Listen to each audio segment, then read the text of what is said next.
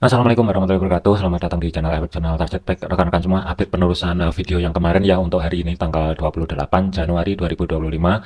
Sebelum masuk ke teknikal ya, rekomendasi broker terutama untuk pemula ya, gunakan akun Sen terlebih dahulu untuk menekan resiko yang lebih minim tentunya, diimbangi juga dengan konsep manajemen dengan baik dan benar juga. Di akun Sen khusus di EBS ini ya, itu ada beberapa pair, itu komplit banget. Dari forex bond mayor ataupun minor itu lengkap. Kripto pun juga bisa di trade dengan menggunakan akun Sen. Nasdaq, oil ataupun gold ya, itu semuanya bisa di trade dengan menggunakan akun Sen. Khusus untuk akun Sen ini ya, hanya bisa diakses dengan menggunakan link yang ada di kolom deskripsi. Tanpa link tersebut itu akun Sen tidak akan bisa diakses ya. Jadi untuk kelebihan yang lainnya pun, contoh misalkan di sini ya dari segi monthly, kalau kita lihatin dari history ya, itu panjang banget. Kita masih bisa lihatin history itu kurang lebih ya, ini kayak kalau saya tarik ke kiri itu tahun 2006 ataupun 2009 itu masih bisa kita lihatin ya. Jadi enaknya itu kalau tempen besar, pola-pola pembentukan dari candlenya di sini tuh kelihatan banget. Ini salah satu kelebihan dari EBS. Jadi panjang untuk historinya. Kemudian yang kedua adalah gunakan jurnal ya untuk menekan risiko yang lebih minim dan untuk menghindari overload dan overtrade juga ya. Selanjutnya dari segi fundamental hari ini sih kosong, ada Amerika aja, tetapi fokusnya adalah nanti malam itu ada kepercayaan konsumen diperkirakan ada sedikit peningkatannya. Jadi untuk fokus hari ini dari fundamentalnya adalah dari Amerika nanti malam. Kalau siangnya sih masih sepi ya, kosong, nggak ada yang mesti diantisipasi.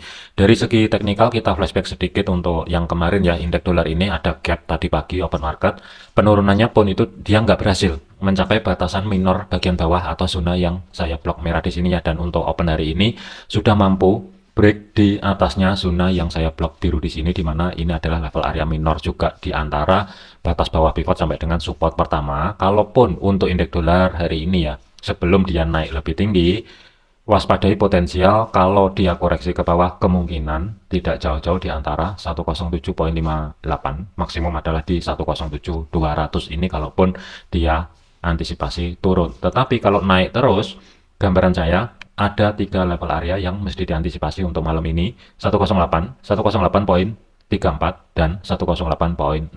Jadi ada kecenderungan kemungkinan ini pelan-pelan bisa aja ngerambat ke atas. Kemudian dari segi gold ya, jadi untuk open market kemarin di hari Senin ini, gold itu kan opennya itu di bawahnya resisten pertama weekly, kemudian turun ke tahan di batas atas pivot, kemudian ada kenaikan, dan ada 3 level area yang diantisipasi yang sudah saya bahasin di video yang sebelumnya ya. Kalau misalkan di antara 3 level area ini bertahan, blok hijau tidak berhasil di break ke atas, hati-hati, waspadai potensial arah bawah. Target terdekat adalah di 2737 dan saat ini sudah sampai ya di level area tersebut. Sebagai kunci kenaikannya untuk gold ini masih tetap selama history high di minggu yang sebelumnya yang berada di 2786 ini masih belum di break, tetap waspadai arah bawah. Tetapi kalau misalkan di break, ringnya pun terbatas, gambaran saya itu kurang lebih di kisaran level area 2800 sampai dengan 2810.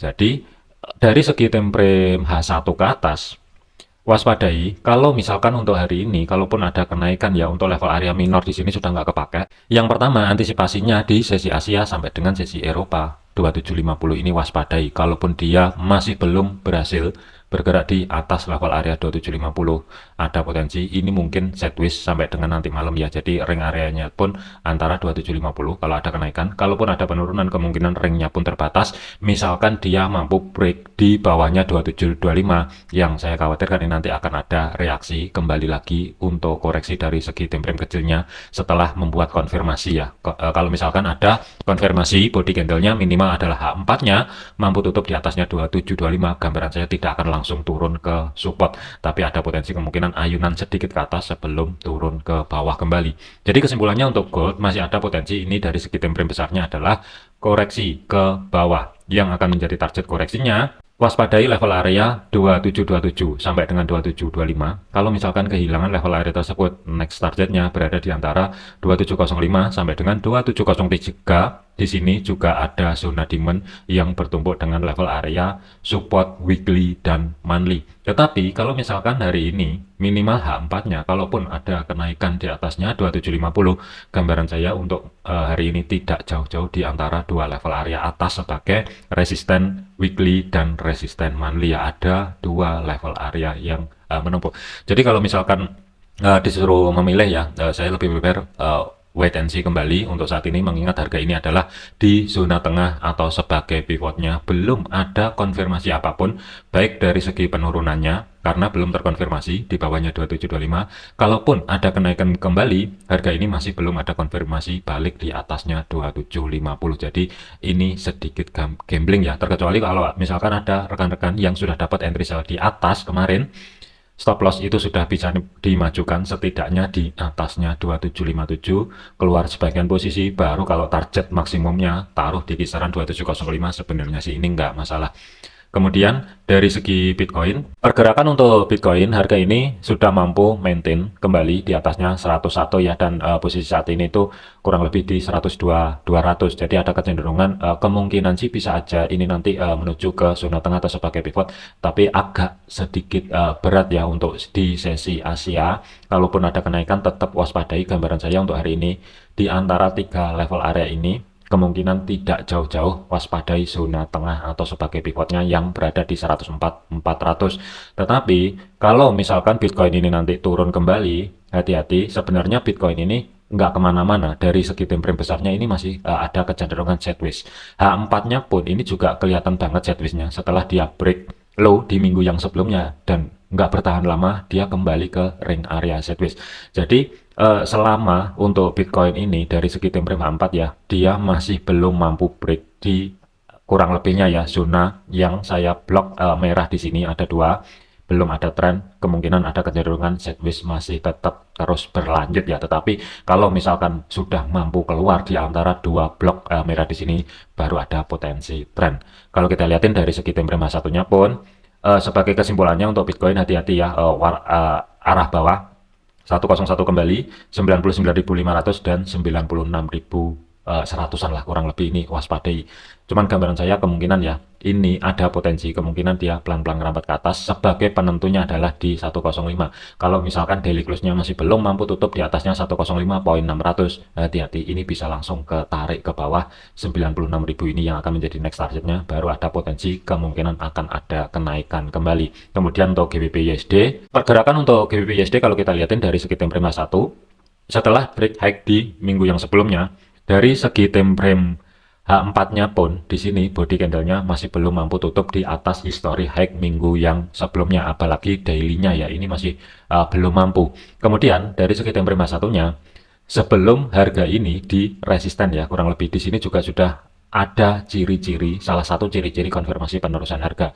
Ada potensi ini kemungkinan drop, base drop. Kalau kehilangan level area 1.2444 untuk hari ini, ada potensi kemungkinan adalah batas atas pivot yang akan menjadi next targetnya 1.2373. Jadi untuk zona pantau GBP USD untuk hari ini ya, kalaupun ada kenaikan, pantau di 1.2500 sebagai risiko first levelnya. Kalau misalkan kehilangan level area resisten pertama weekly yang saat ini ya, ini support saat ini, hati-hati arah bawah. Saya lebih prepare ya, kalau ngeliatin kondisi yang kayak gini, mending persiapan cari ancang-ancang setup sell.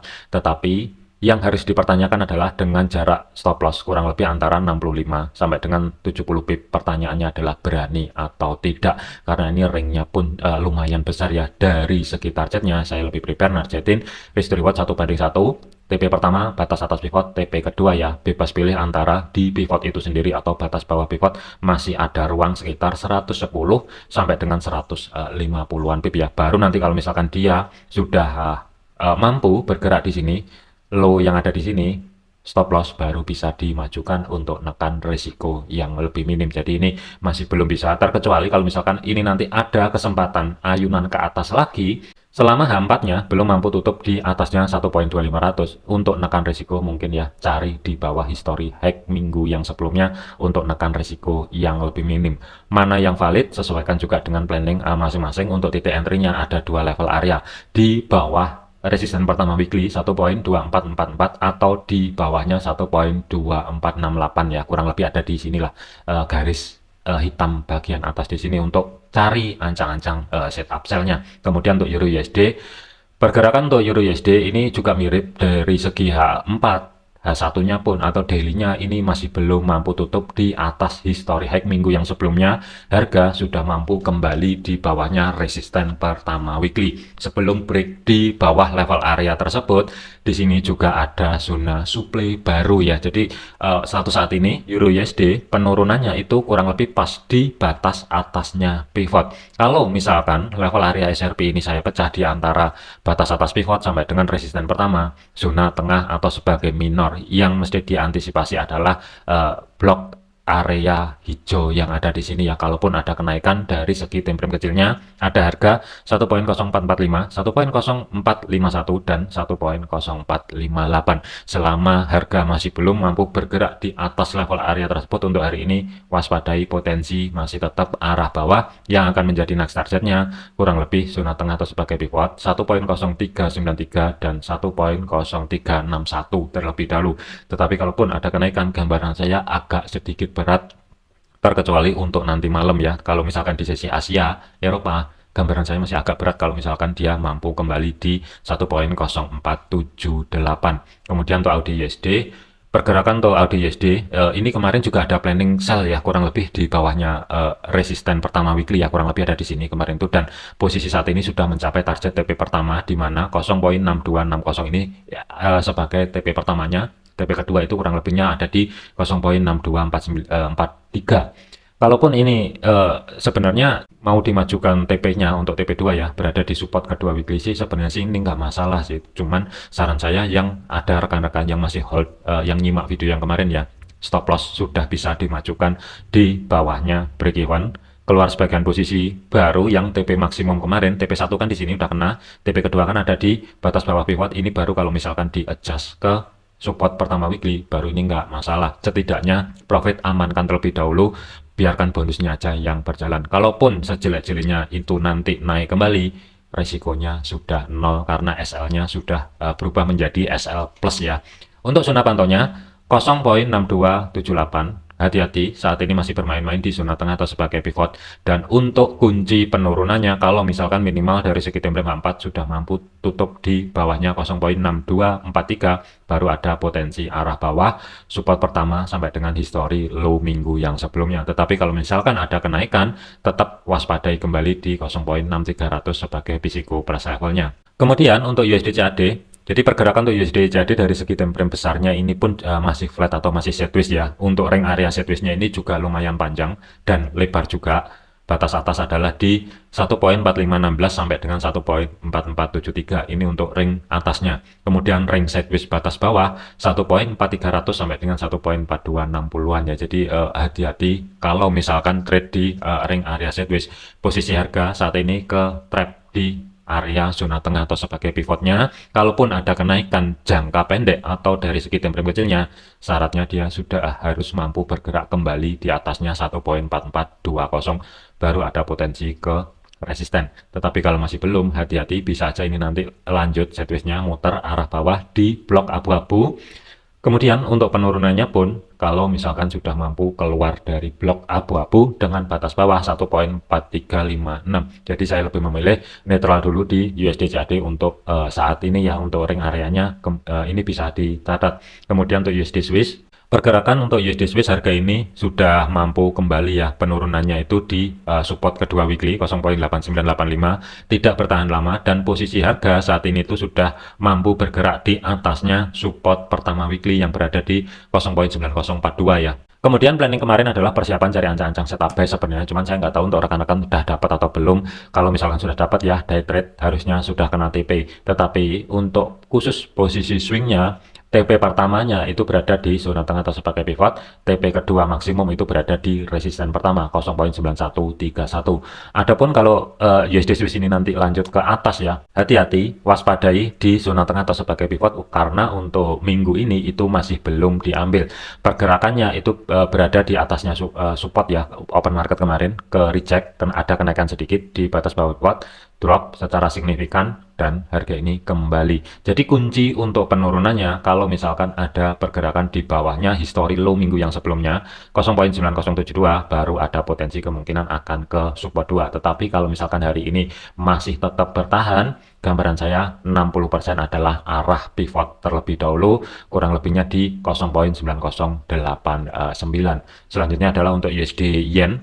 Untuk USD Yen kemarin adalah cari ancang-ancang setup buy. Untuk TP pertama ya hati-hati, ini sudah lewat day trade-nya, harusnya sudah keluar. Tetapi kalau misalkan untuk swing minggu ini ya, kurang lebih ini saya ukur dulu, day trade kemarin itu sekitar 130-an pip lah. Ini untuk day trade ya, untuk saat ini TP pertamanya di pivot, kurang lebihnya ruang gerak sekitar 155 pip dan ini sudah hampir tercapai ya. TP2 maksimumnya berada di resisten pertama weekly, ruang gerak sekitar 220-an pip lah. Kalau misalkan ini dimajukan untuk stop loss-nya, ini setidaknya sih sudah aman ya, dan saran saya adalah di bawah history low minggu yang sebelumnya ini kalau misalkan mau majukan untuk stop loss-nya, keluar sebagian posisi, baru kalau misalkan ada TP yang ada di 156 ya, kalau misalkan di adjust ke atas sih ini nggak masalah, karena risikonya sudah nol, profit sudah diambil, jadi tinggal bonusnya aja yang berjalan. Untuk zona pantaunya, dikarenakan untuk yen saat ini itu kembali lagi di zona tengah atau sebagai pivot. Jadi untuk kunci penurunannya itu di history low minggu yang sebelumnya 154.77. Kalau misalkan dia mampu kembali di bawah level area tersebut, baru ada peluang zona demand blok merah di sini itu di break. Tetapi kalau misalkan tetap bertahan level area 154.77, hati-hati arah atas, ini sudah hampir mencapai level area utamanya di pivot weekly 155.77. Kunci kenaikan lebih lanjut itu ada di 156. Kalau misalkan sudah mampu keluar di atasnya zona tengah atau sebagai pivot, baru ada potensi arah resisten pertama sampai dengan history high minggu yang sebelumnya. Jadikan video ini sebagai referensi, jangan dijadikan sebagai patokan. Segala keputusan risiko menjadi tanggung jawab masing-masing. Jangan overload, jangan overtrade, tetap disiplin. Sampai jumpa di video yang selanjutnya.